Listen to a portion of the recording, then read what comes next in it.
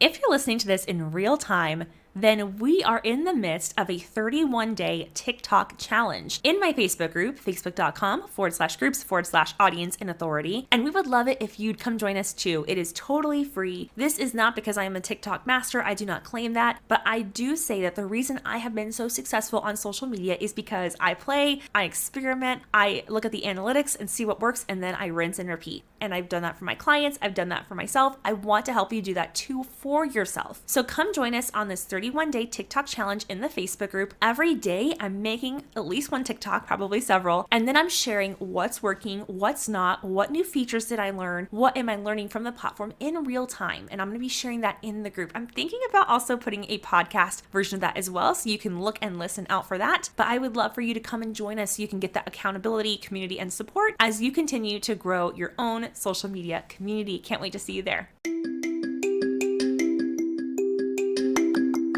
Hello and welcome to the Social Media Magic Podcast, the perfect podcast for TPT sellers, teacherpreneurs, and teacher business owners who consider themselves to be introverts. Each episode shares all kinds of ideas, tips, tactics, and strategies to help you make more sales and grow your community on social media.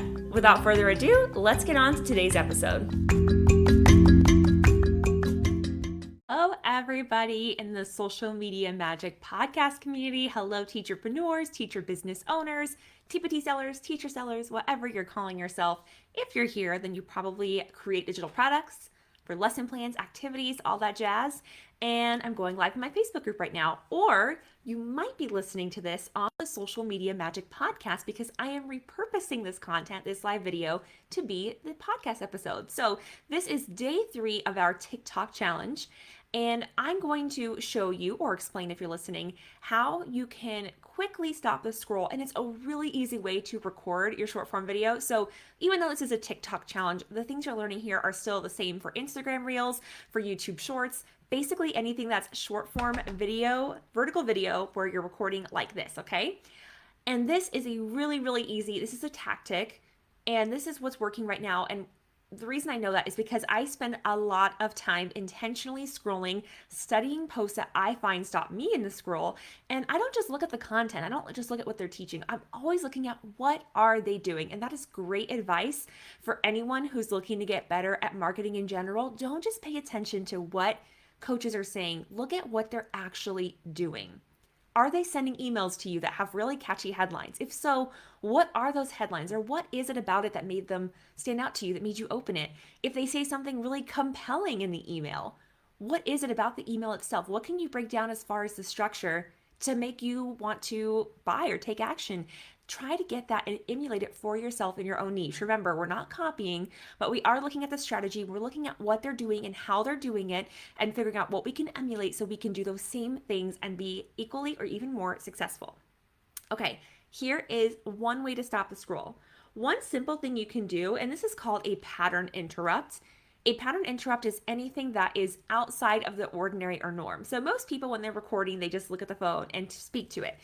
And that can be fine, especially if you're a good storyteller. But I'm going to guess if you're new to marketing on social media, or if it's not something that you naturally gravitate towards or want to do, that's probably difficult. And even think about this right now. I've been recording for about 2 minutes. You've probably already found that your brain is drifting off. We need constant action, especially now in this TikTok world, in this attention economy, to be able to keep our attention. And that's exactly what we're talking about. So when you're recording a video, one easy thing you can do is, instead of doing it in one steady stream like this, obviously it's live's a little bit different, but when you're recording, is you can do different angles. So you might do one clip this far away, you might do one really up close, you might do one looking over your head, you might have one where it's up on a stand. And even just by simply changing the angle of how you're recording yourself, or the subject, if you're doing a faceless reel or TikTok, that makes such a difference. It makes the video more interesting. It makes someone more likely to stop the scroll and to keep watching if you do it in short little bits. The more concise you can get with your content, especially in this time, we're also busy, the better. Another thing you can simply do, and this is more so on TikTok, If you are watching in the live, you're going to see me hold the phone up to the screen. Obviously, if you're listening, you can't. But use covers. So once you record a video on TikTok, you're going to see a little video preview on the upper right-hand side when you're writing your caption, figuring out your hashtags. It's going to ask you to select a cover. So you're going to click that little button. And if you actually find, so you can kind of see these little purple boxes here with the text I'm pointing to. If you can't see them because you're listening, go to my TikTok profile. I'll be sure to have a link in the episode description so you can go find that in your podcast player. But these little purple boxes I have, they help too, because if someone is on my profile and they're trying to decide whether or not they're going to watch my other videos, seeing that cover photo is going to be like, oh, our Facebook group's dead. Okay, that's interesting to me. I'm going to click on that and see what she has to say about that. Because if we think of how people consume content on TikTok, either they're in one like endless scroll where they're just flicking and they decide whether or not to listen to you. But sometimes if you have a TikTok that's really good, that really captures someone's attention, they're going to go to your profile, they're going to decide whether or not to follow you, but they might also decide whether or not to watch your other videos. So we have to keep that in mind of how people are traveling or journeying through the platform, and we want to design our content and think about the customer journey when we're creating. So that's one thing you can do is you can have a cover, you can do different angles, and make sure that you're having a hook right away. It's great if you have a hook in text so that even before whether or not someone decides to listen to you, they can see right away what it's about, but also in the first line.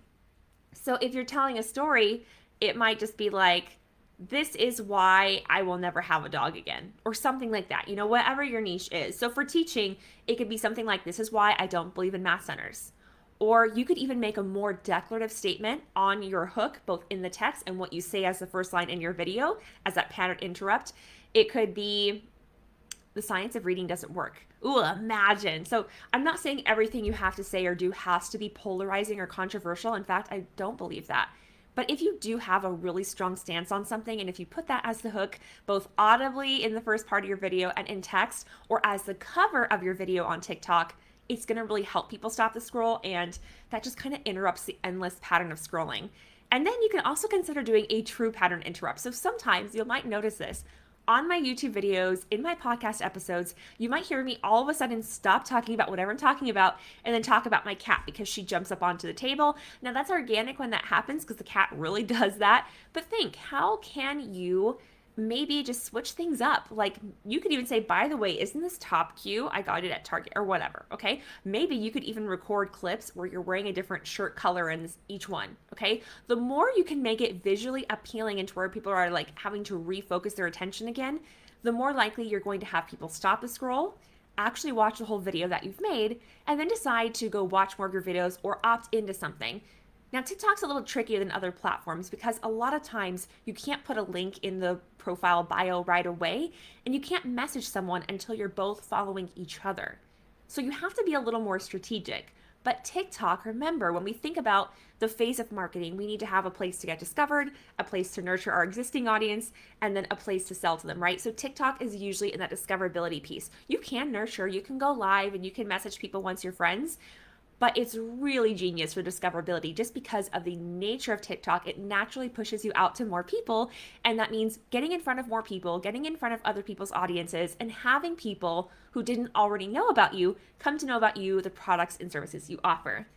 So I want to know, which are you going to use? If you're watching this live in the Facebook group, go ahead and let me know in the comments below, which pattern interrupts tactic are you going to be using?